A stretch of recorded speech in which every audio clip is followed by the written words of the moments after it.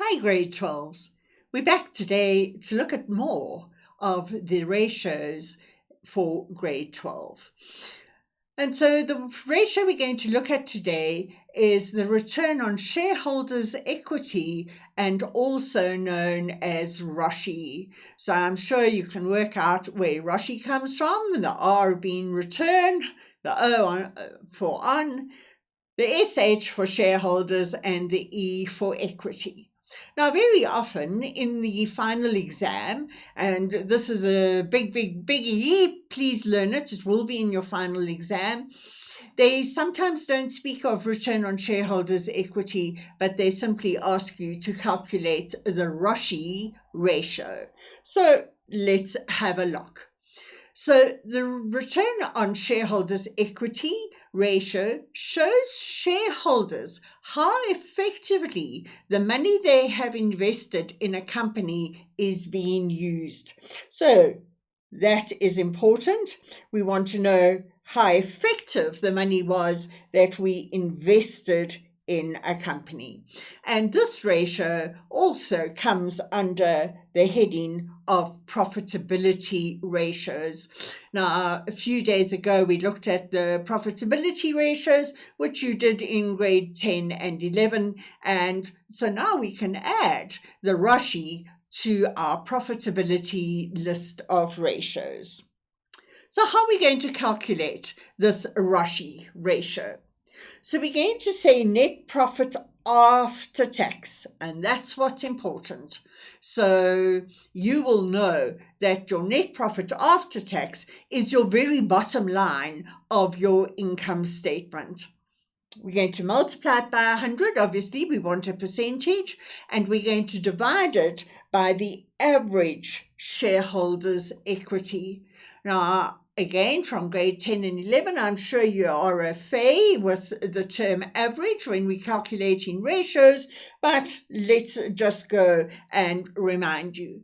So whenever we are looking for an average, we say shareholders' equity at the beginning of the year plus shareholders' equity at the end of the year divided by 2, and that will give me my average amount. So if I go back to the formula, it is average shareholders' equity. So you now know how to work out average, so you can now quite simply calculate this ratio. But let's move on to how do we comment.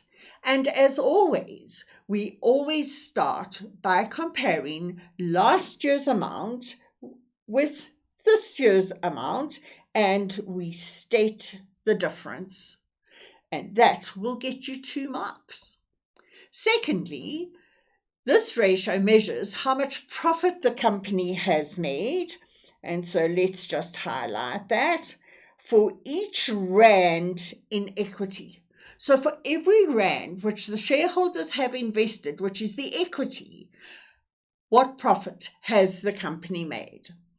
So if the return is 15%, it means that the company has generated 15 cents for each rand in equity. In other words, if I invest 1 rand, the return I'm getting that the company has made is 15 cents or 15%. How am I going to comment next? So shareholders can compare the rate of return they have received with other investments and decide if they are satisfied with the investment they made.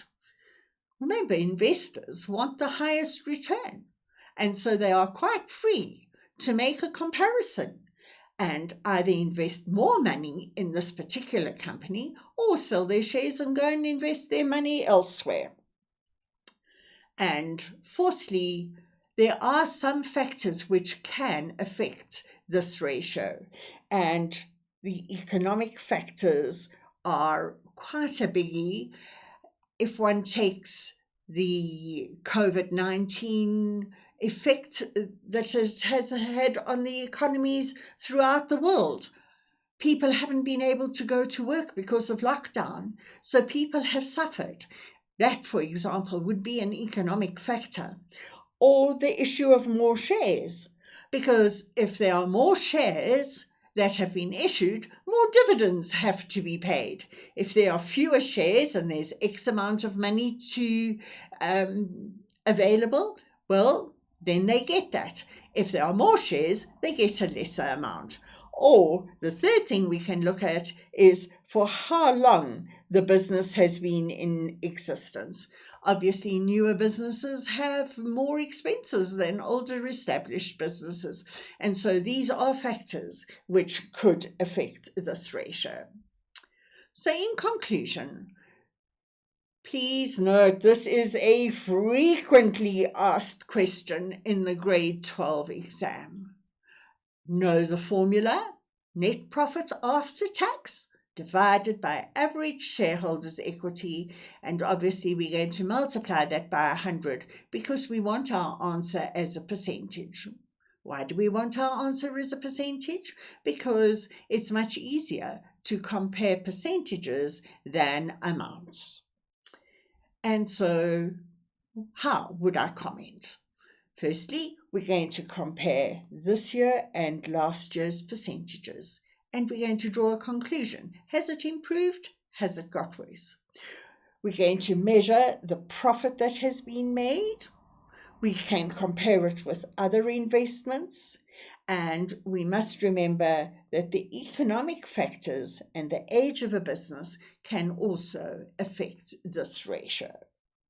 And so for homework, I would like you to learn the format and know how to comment on this ratio.